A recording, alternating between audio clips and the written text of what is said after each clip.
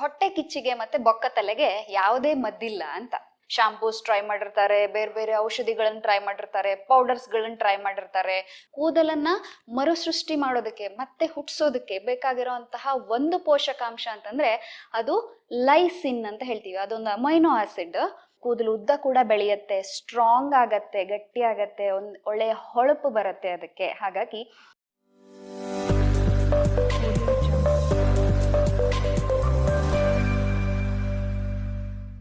ಎಲ್ಲರಿಗೂ ನಮಸ್ಕಾರ. ನಾನು doctor Chaitra Pandit, natural medicine ಹಾಗೂ life style consultant, Samanvita Yogashala Honnavar. ಈ ಒಂದು ನಮ್ಮ ಭಾಷೆಯಲ್ಲಿ ಒಂದು ಗಾದೆ ಇದೆ, ಏನಪ್ಪಾ ಅಂತಂದ್ರೆ ಹೊಟ್ಟೆ ಕಿಚ್ಚಿಗೆ ಮತ್ತೆ ಬೊಕ್ಕ ತಲೆಗೆ ಯಾವುದೇ ಮದ್ದಿಲ್ಲ ಅಂತ. ಅಂತಂದ್ರೆ ಬೊಕ್ಕ ತಲೆ ಅನ್ನುವಂಥದ್ದು ಎಷ್ಟು ಡಿಫಿಕಲ್ಟ್ ಒಂದು ಕಂಡೀಷನ್ ಅಂತಂದ್ರೆ ಅದಕ್ಕೆ ಮೆಡಿಕಲ್ ಫೀಲ್ಡ್ನಲ್ಲಿ ಅದಕ್ಕೆ ಸಮನಾದಂತಹ ಒಂದು ಉತ್ತರವನ್ನ ಕೊಡೋ ಅಂಥದ್ದು ಅಸಾಧ್ಯವಾದ ಸಂಗತಿ ಅಥವಾ ಕಷ್ಟ ಸಾಧ್ಯವಾದಂತಹ ಸಂಗತಿ ಅಂತ ಹೇಳಿ ಎಲ್ಲರೂ ಅದನ್ನ ಒಪ್ಕೊಂಡ್ಬಿಡ್ತಾರೆ ಅಲ್ವಾ.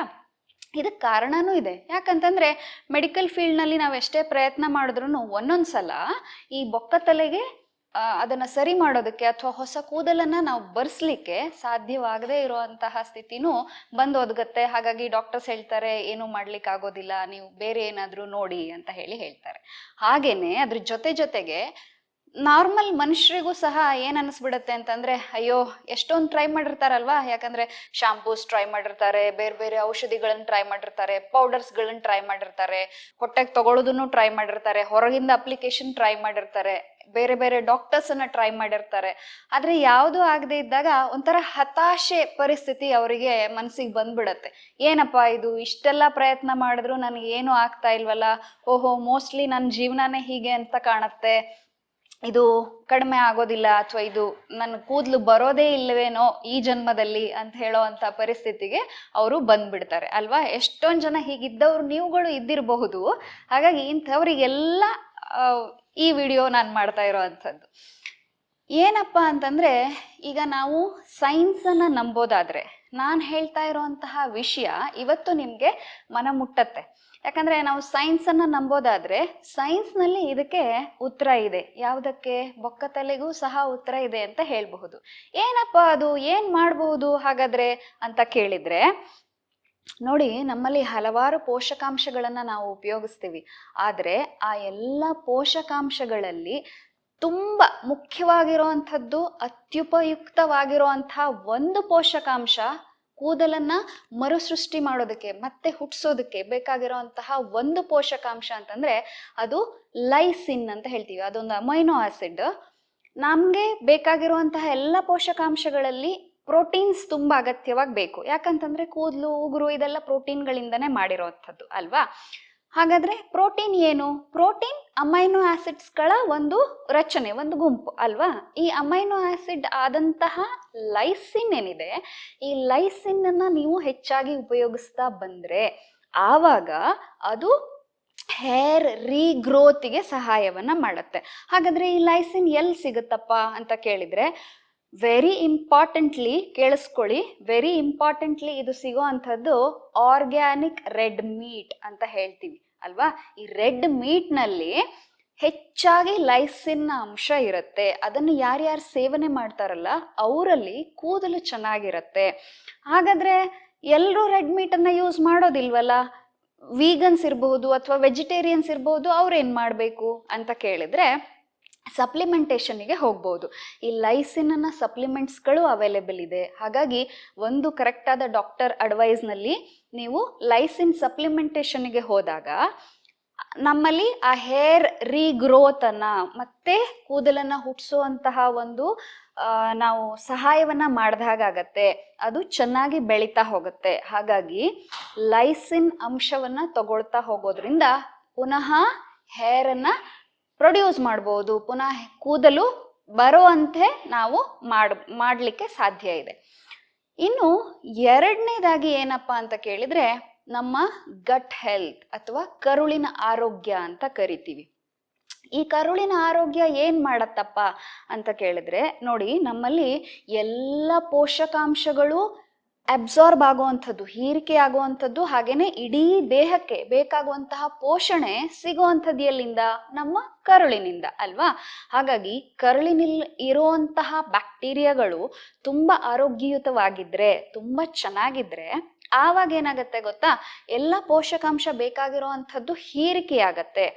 ಅದರಿಂದಾಗಿ ನಮ್ಮಲ್ಲಿ ಹೇರ್ ಗ್ರೋತ್ ತುಂಬಾ ಚೆನ್ನಾಗಾಗತ್ತೆ. ಇವಾಗ ನಾವು ಏನು ಈಗ ಭೂಮಿ ಅಂತ ತಗೊಂಡ್ರೆ, ನಮ್ಮ ಕೂದಲೆಲ್ಲ ಒಂದು ಏನು ಭೂಮಿಯ ಪದರಿನ ಮೇಲ್ಗಡೆಯಿಂದ ಬೆಳೀತಾ ಹೋಗುತ್ತಲ್ವಾ? ಹಾಗೇನೆ ನಮ್ಮ ಸ್ಕ್ಯಾಲ್ಪ್ ಕೂಡ. ಆದ್ರೆ ಆ ಒಳಗಡೆ ಅದರ ಹೇರ್ ಫಾಲಿಕಲ್ಸ್ ಇರುತ್ತೆ.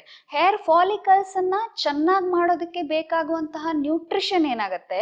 ಅದು ಕರುಳಿನಿಂದ ಹೋಗ್ಬೇಕು. ಗಟ್ ಹೆಲ್ತ್ ಚೆನ್ನಾಗಿರ್ಬೇಕು, ಅಲ್ಲಿರೋ ಹೆಲ್ದಿ ಬ್ಯಾಕ್ಟೀರಿಯಾಸ್ಗಳು ತುಂಬಾ ಚೆನ್ನಾಗಿರ್ಬೇಕಾಗತ್ತೆ. ಅದಕ್ಕೇನ್ ಮಾಡ್ಬೇಕಂತಂದ್ರೆ, ಒಳ್ಳೆಯ ಪೋಷಕಾಂಶವಿರುವಂತಹ ಆಹಾರ, ಸ್ಪೆಷಲಿ ಪ್ರಿಬಯೋಟಿಕ್ಸ್ ಮತ್ತೆ ಪ್ರೋಬಯೋಟಿಕ್ಸ್ ಅಂತ ಹೇಳ್ತೀವಿ. ಪ್ರೋಬಯೋಟಿಕ್ಸ್ ಅಂತಂದ್ರೆ ಒಳ್ಳೆಯ ಬ್ಯಾಕ್ಟೀರಿಯಾಗಳು, ಪ್ರಿಬಯೋಟಿಕ್ ಅಂತಂದ್ರೆ ಆ ಬ್ಯಾಕ್ಟೀರಿಯಾಗಳು ಬೆಳಿಲಿಕ್ಕೆ ಬೇಕಾಗಿರುವಂತಹ ಆಹಾರ ಪದಾರ್ಥಗಳು, ಸಾಲ್ಯುಬಲ್ ಫೈಬರ್ಸ್ ಅಂತ ಹೇಳ್ತೀವಿ. ಅವುಗಳನ್ನ ತಗೊಳ್ಳೋದ್ರಿಂದ ಹೆಚ್ಚಾಗಿ ಅದು ಫರ್ಮೆಂಟೆಡ್ ಫುಡ್ಸ್ ಅಲ್ಲಿ ಇರುತ್ತೆ, ಮತ್ತೆ ಫ್ರೂಟ್ಸ್ ಅಲ್ಲಿ ಇರುತ್ತೆ.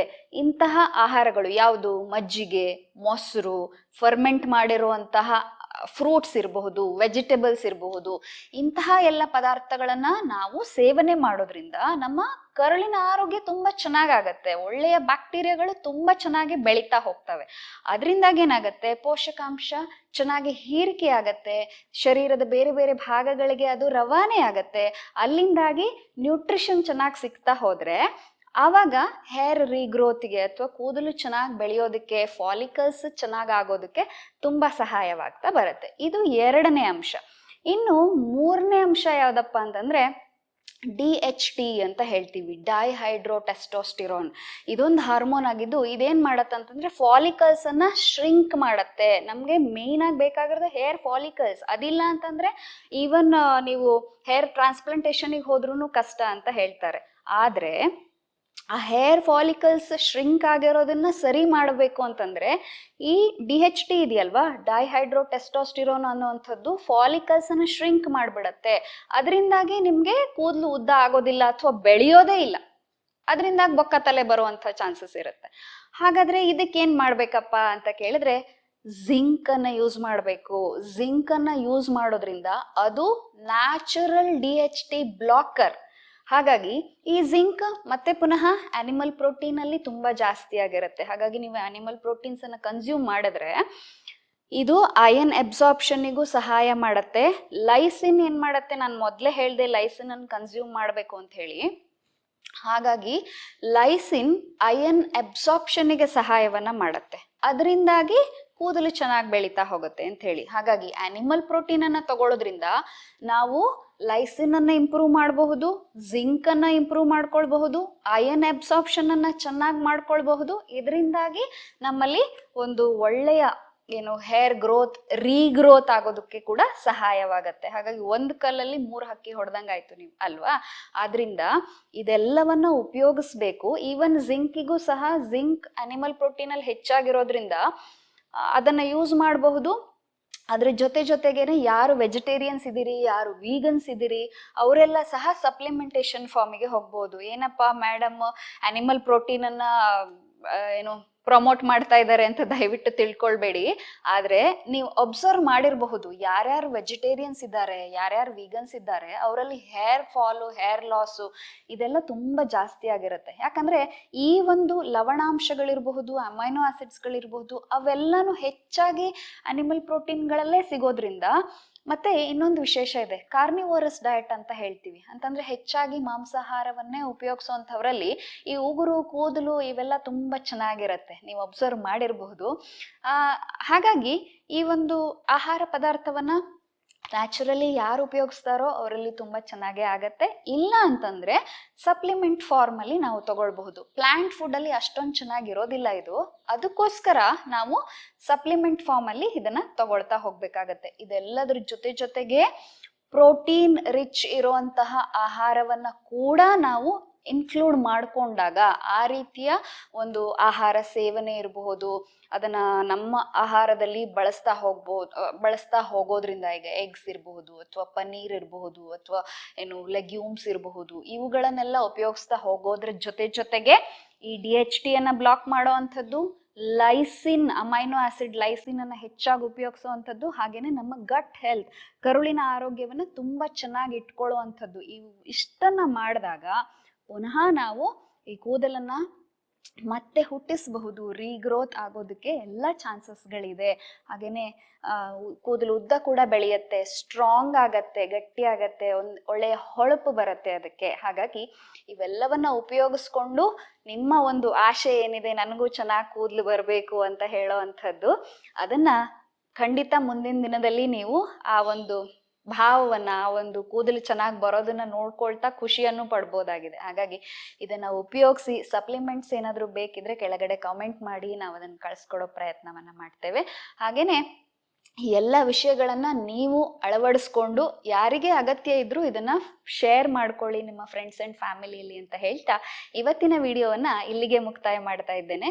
ಪುನಃ ಇಂತಹ ಹಲವಾರು ಸೈಂಟಿಫಿಕ್ ಬೇಸ್ಡ್ ವಿಡಿಯೋಸ್ ಜೊತೆಗೆ ನಿಮ್ಮ ಮುಂದೆ ಮತ್ತೆ ಬರ್ತೇನೆ. ಅಲ್ಲಿವರೆಗೆ ಆರೋಗ್ಯವಾಗಿರಿ, ನಗ್ನಗ್ತಾ ಇರಿ, ಖುಷಿಯಿಂದ ಇರಿ. ನಮಸ್ತೆ.